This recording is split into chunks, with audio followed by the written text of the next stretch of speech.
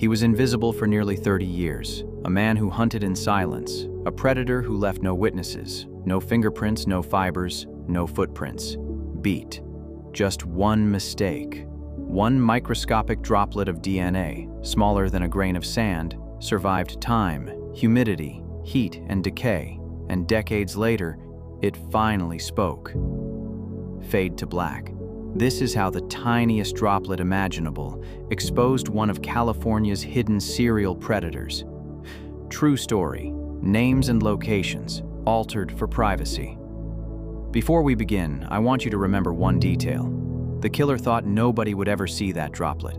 Not the investigators, not the public, not even science. But eventually, science always catches up.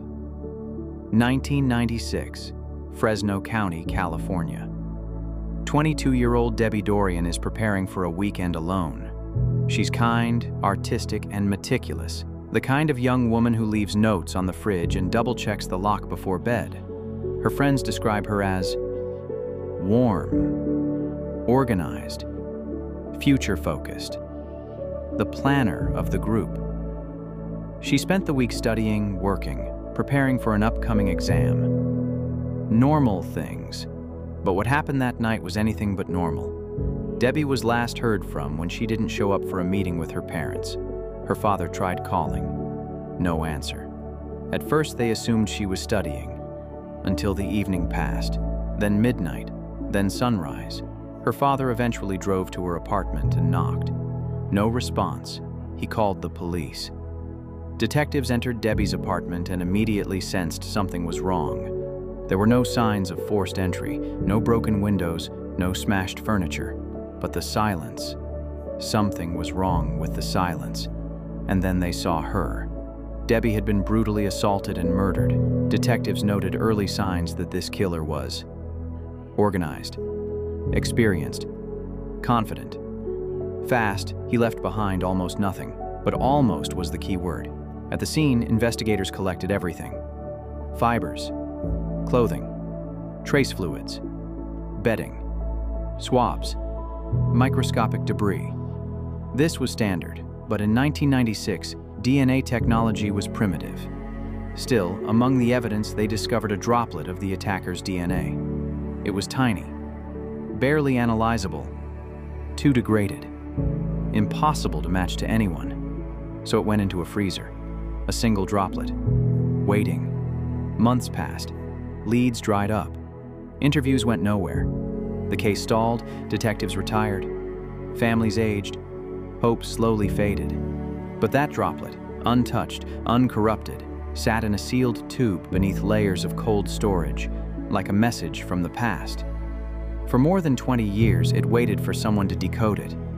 Between 2010 and 2020, forensic science exploded with new tools. STR amplification, mitochondrial isolation, genetic genealogy, phenotyping, FBIC-ODIS expansion. Suddenly, what was impossible in 1996 became routine. Cold case units began reopening old evidence, and that's when Debbie's case and that tiny droplet resurfaced. In 2019, technicians reran the sample using next-gen sequencing. For the first time ever, they got a full, clean DNA profile. When they ran it through the national database, a match hit. A real one. A perfect match. The DNA belonged to a man named Nicky Duane Stain, a man who had lived in the same region in the 1990s, a man who, as detectives soon discovered, had already been connected to multiple sexual assaults. He attacked women in their teens or 20s, always with the same pattern. Surprise attack, weapon intimidation, forced assault. No witnesses. Exactly the same pattern as Debbie's murder. He wasn't just a suspect. He was a serial predator, and the droplet had finally exposed him. Detectives retraced Stain's life. Where he lived, where he worked, who he knew, what jobs he held, what neighborhoods he moved through. Everything pointed to the same chilling pattern. Wherever he lived, violence followed. investigators uncovered additional cases, unsolved assaults that matched his MO.